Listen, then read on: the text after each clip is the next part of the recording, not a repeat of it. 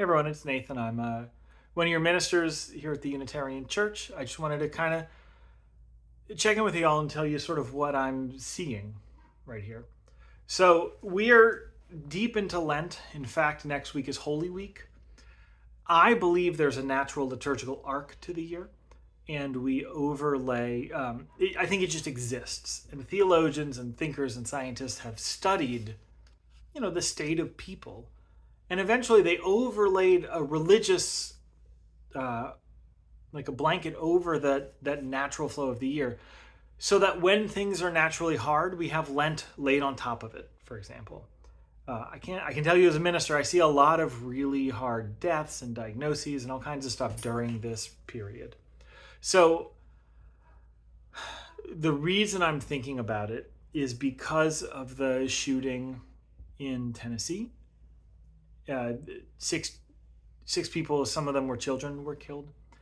And I am feeling it both because these shootings are happening so frequently that it's hard to even remember how many of them happened and which year they happened, which is um, problematic. And I think in some ways by design.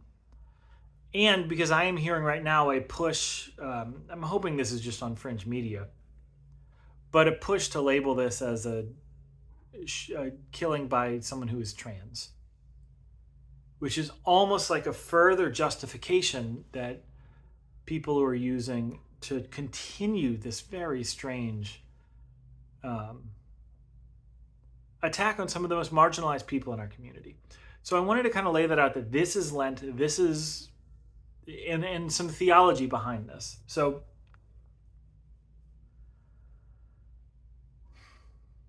we know that not everyone in this country is able to see what is happening. Ooh, I bumped the table. Not everyone in this country is able to see what is happening and to directly confront what is the cause. In my view, because you're all here for one more white man's view of things, but here we are.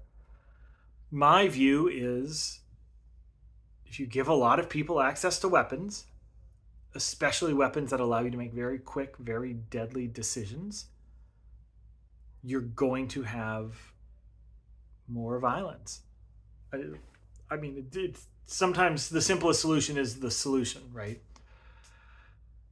Similarly, if you continue to tell people who are socialized as children, as boys, to expect to be violent and to expect violence, you can expect more violence to come. So until we do the soul work as a country, this stuff is still going to happen. And the soul work, I mean by looking at what is the worst things that could happen and then turning away from the easiest and least painful solution.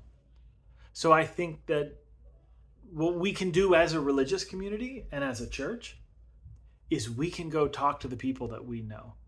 We can talk to our family and our friends, not to try to convince them, but so that they can feel heard, so that they can know what is what they are experiencing can have voice. And then once it has voice, we can actually help bring all of us towards health and wholeness. Because we do not need to live in as much fear as we're living.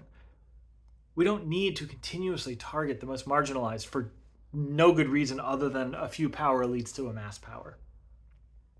Which leads me to the other thing, this propensity to somehow find a way to blame this violence. I don't know if you've seen these like super fringe memes where they've identified, of the hundreds of mass shootings, the handful that were perpetrated by people who are either trans or somehow diagnosably something or other.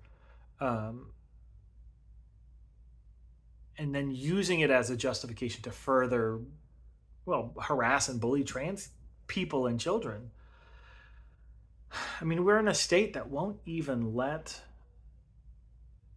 is trying hard not even to even let people check out books that would dare to let the world know that people with different genders and different attractions exist, as if somehow the thing that is convincing people to be who God made them to be, reading it in a book, in a time where there's more information everywhere than we've ever known what to do with, in a time that presidents get elected based on what misinformation can be pushed around. I'm not talking about one.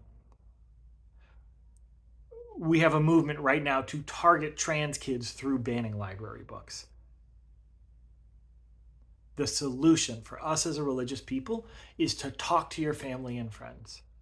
Because I have this tendency, I live in the Unitarian bubble, where I just want to go and be with the people, with the conversations are the most comfortable. I don't have to cross any weird boundaries.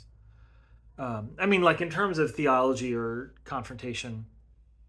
So go talk to your family and friends and listen for not in good faith arguments. If someone is not willing to talk to you in good faith, you don't have to have that conversation.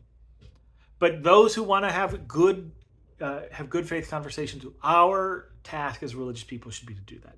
Study your own stuff, read, prayer, really do what you need to do to figure out where you are in the tragedy of this world and to handle it. And to know, and so that's the to-do for Lent right now. And to know that right now our legislature is probably going to do a bunch of stuff that's going to be part of this weird national movement, not a large movement, but a very loud movement, to continue to target anyone whose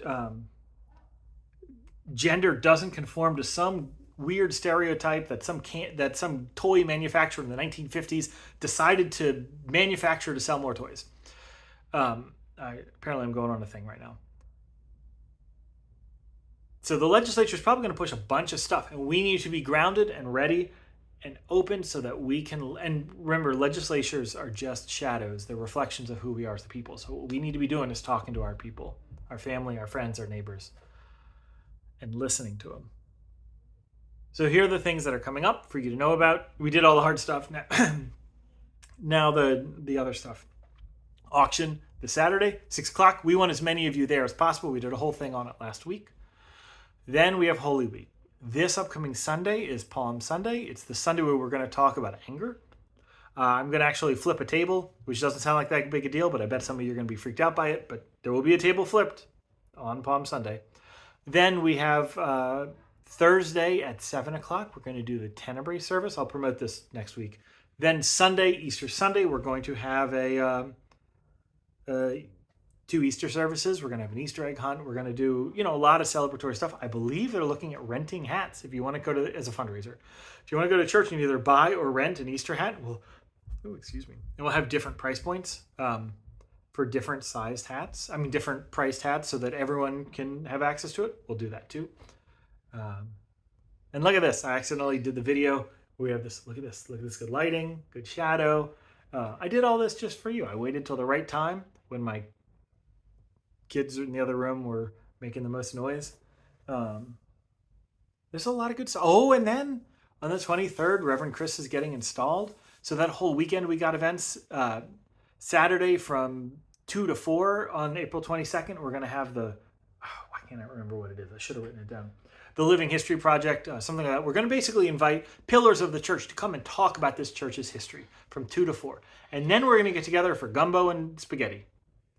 Gumbo, because this church loves cooking gumbo and spaghetti, because we